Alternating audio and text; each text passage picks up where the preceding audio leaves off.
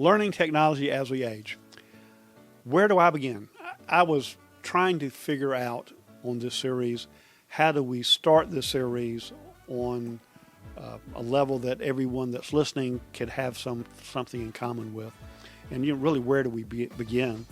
So what I came up with was, number one, you need to get a binder or a 3-ring binder or spiral notebook or a journal book and label it Trez's Tech Podcast, Learning Technology as We Age.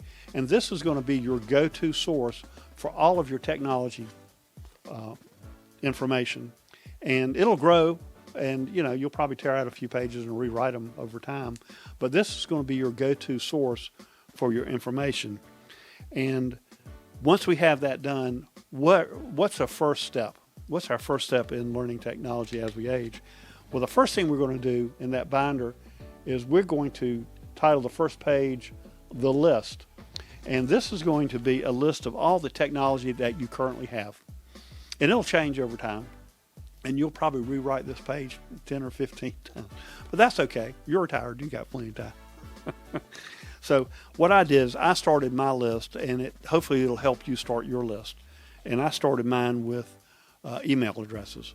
Write down your email address and the password associated with your email address. If you have more than one email address, I'd write down that email address again and the password. And if you know where you get that email from, if it's Google or Microsoft, write that down, note that down too, just for your information. The next thing on my list was going to be my computers.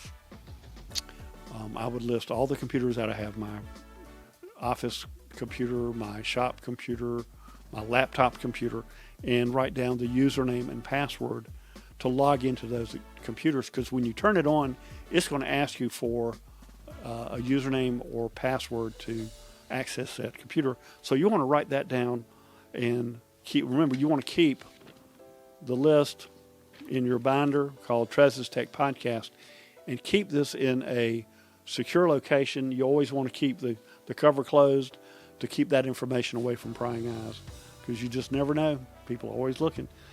So that's what I would do with my computers. Now then, the next thing is iPads or iPhones.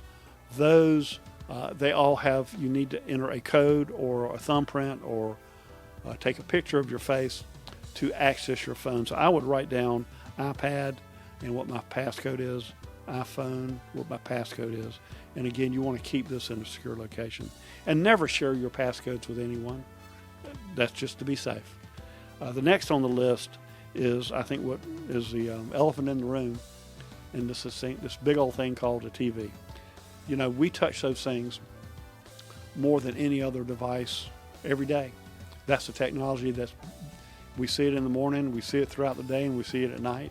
So I would write down all the TVs that I have and where they are, den TV or dining room TV, not dining room, but living room TV. And then the make and model of it, if you know, just to have it. And we'll have a whole series on TVs and different things you can do with your TVs. But I'd write those down. And if you think they're smart, if you think it's a smart TV, just write smart next to it, just to have it written down. The next thing is Wi-Fi. If you have Wi-Fi in your house, it has a name. And whoever set it up gave it a name and a passcode to access it. So every device that connects to your Wi-Fi, it has to have a passcode to connect. And that's part of the security that keeps people from breaking into your Wi-Fi. If you don't know what it is, ask who set up your Wi-Fi and write that down. You want to write down your Wi-Fi? We have one in our neighborhood called FBI Stakeout. I don't know who it is, but it has a passcode associated with it. And yours may be my home, and then whatever the passcode is. But, write that down. That way you have it. The next thing is security systems. If you don't have one, get one. That's my message of the day. As we age, our security is of utmost importance, and you can never go wrong having a security system. A basic system is better than no system, and you can start with a basic system and grow as your budget allows. But you can have a security system as little as $30 a month. So, get one. That's my message.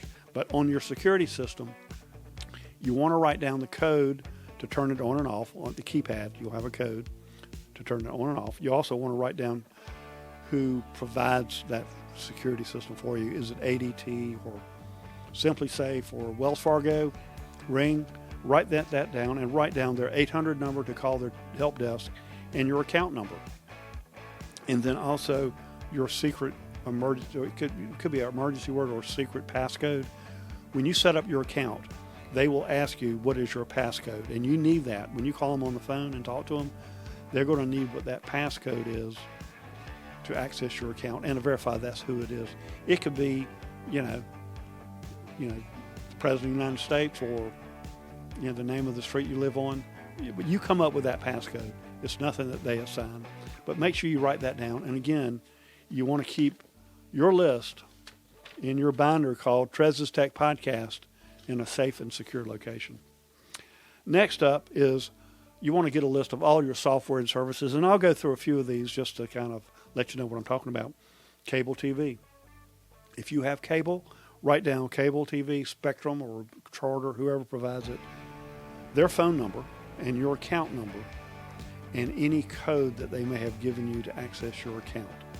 And a lot of times they will print that code on your invoice. So you want to keep a copy on any service that you have of your recent invoice. And maybe once every 6 months, go through your stack of invoices that you keep in your Trez's Tech Podcast binder and just make sure you have a current one. Next up is your cell phone. If your cell phone, you want to write down who you have your cell phone with, Verizon or T-Mobile or AT&T or whoever. Write down their 800 number, your account number with them, your email address and password associated with accessing your account online if you have it. If you don't know, ask the person who set this up for you. It could, sometimes your family member sets it up for you and uses their email address, but ask them. And if you don't know, just leave it blank. And when you think about it, try and figure out what it is. Next one is online banking. All of us are doing a lot of banking online. You transfer money, you pay bills, you may do invoices if you have a little business on the side. But online banking, I'd write down my bank, their website, and my account number and routing number associated with that bank for like checking accounts. And I would write down my login name and password to access that account online. And then any authentication that you may have. A lot of banks will text a code to your cell phone. Write down the cell phone that they text the code to. It just never hurts to have that written down. It never hurts. Further on the list, insurance companies. If you're dealing with your insurance company online, write down your insurance company, their 800 number, your agent's phone number, your account number, and if multiple accounts if you have it, and then the email address or username and password to access your account online if you do that. Even if you don't do it online, it's good to have this information written down. That way when you call them, you have it. And remember, it is going to be on the list that is in your Trez's Tech Podcast binder. And I'll try and stop reminding you about that. Maybe just one more time. But also, are you communicating with your city or county to pay taxes or water bills or things like that? Write down your username and password for the city and the county and their website addresses. That way you have it on your list. That way you just know you have that reference point to go back to. IRS, if you're dealing with IRS online, you want to write down your username and password to access your IRS account, and also the PIN that they have assigned to you. So when you register online, they will send you a letter with your PIN. So you want to write that down, but also keep a copy of that letter in your Trez's Tech Podcast binder, just to be safe.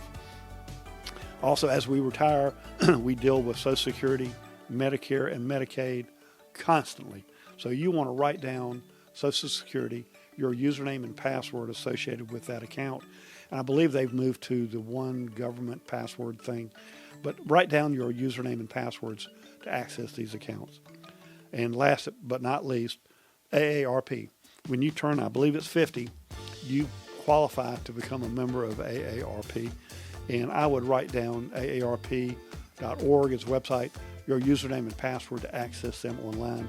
I use them for their services that they provide, and also I get my supplemental Medicare insurance through them. But write that down, and again, you want to put the list in your binder called Trez's Tech Podcast. And remember, you want to keep it in a secure and safe location. I hope you enjoyed today's podcast titled The List on the Trez's Tech Podcast. And I hope you got something out of it today. And hopefully over the next several weeks, as we cover different subjects, I'll help you out. If you have any questions, feel free to drop me an email at hello@trezestech.com or leave a comment below. And I appreciate you watching my videos, and I hope something good happens to you today. I hope you have a great day.